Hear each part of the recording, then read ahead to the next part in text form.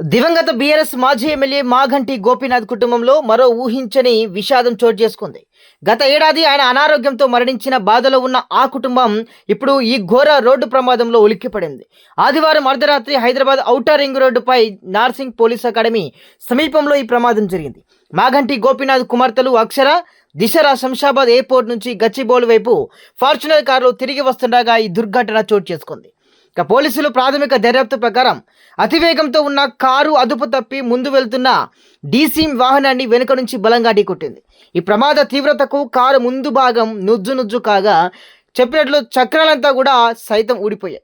ఈ ఘటనలో పెద్ద కుమార్తె అక్షర తలకు తీవ్ర గాయాలు కాగా ప్రస్తుతం ఆమె పరిస్థితి అత్యంత విషమంగా ఉన్నట్లు వైద్యులు వెల్లడించారు.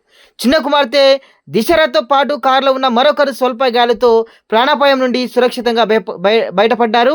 ప్రమాదం జరిగిన వెంటనే స్థానికులు, పోలీసులంతా కూడా క్షతగాత్రను గచ్చిబౌలిలోని ఏఐజీ ఆసుపత్రికి తరలించి అత్యవసర విభాగంలో చికిత్స అందిస్తున్నారు. తండ్రి చనిపోయి 10 నెలలు కూడా గడవక ముందే కుమార్తెలు ఇలా ప్రమాదానికి గురి కావడంతో మాగంటి కుటుంబ సభ్యులు, బంధువులంతా కూడా తీవ్ర ఆందోళన చెందుతున్నారు.